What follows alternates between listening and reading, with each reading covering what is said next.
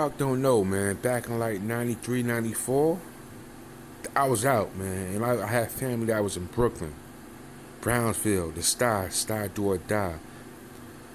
That nigga, Biggie had nothing to do with you getting robbed and shot at Quad Studio, bro. I know this. All I know is them Brooklyn niggas is grimy as hell. It was more grimy than that back then. Them niggas, if they know you got jewelry, they either trying to take your jewelry or they trying to, extort you or some shit like that. And that's what happened. Like, them niggas was trying to, like, apply pressure. You know what I'm saying? Because that nigga Tupac was hot at that time. And motherfuckers like Puff Daddy and Biggie, they can't stop them grimy ass Brooklyn niggas. You know what I'm saying? They can't. There's no way. You know what I'm saying? They're not gonna listen to no Tupac. They ain't gonna listen to no Biggie and Puff Daddy.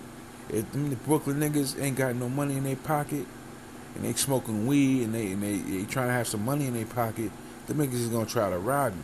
I've been out to Brooklyn, bro, back in 94, 95, bro. And that shit was way grimier. I didn't even think there was no white people in Brooklyn at Bed-Stuy. I swear to God, no white people. You know what I'm saying? Now it is. Even on back in the days, like playgrounds, so I used to go to different playgrounds in the neighborhood. I never saw white people playing basketball. I started seeing white people playing basketball, as of 2019. But, from 1998 and below, they could have been playing a little after, because I stopped playing basketball and got really into the streets, like, just smoking weed and just not feeling enough energy to play basketball because the weed having niggas so fucked up. And I stopped playing ball, you know what I'm saying? So I just was into doing crime, getting money, and fucking with hoes and that type of shit. So I just stopped playing ball. So fortunately I was able to pick up that desire to play basketball again after I quit smoking weed and drinking and all that shit. But long story short, them niggas like Puff Daddy and Biggie can't control the grimy entourage that they got around them. So, if them niggas gonna scheme on somebody, they gonna scheme on you. They're not gonna get the okay from Puff Daddy and Biggie.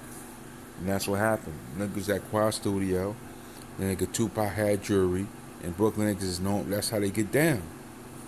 But yeah, man, this is what it is. My homeboys knew I was strapped. The dudes came straight for me. My homeboys is behind. It's like they running for swag. My homeboys behind. They ain't do nothing. They do is grab them. The niggas ain't tough. Just cause you may have problems with some tough niggas, but your homeboys ain't tough like that. If you like that, they ain't ready to ride out. On November 30th, 1994, chaos hit the heart of hip-hop when Tupac was shot at Quad Studio. A moment that flipped the entire rap game upside down. Exactly 1 year later, on that same day, 1995, tragedy struck again. Stretch, one of Tupac's closest friends and longtime collaborators, was gunned down in his hometown after being chased by two men in a car. Walker, known as Stretch, was a member of the group Live Squad. Walker was only about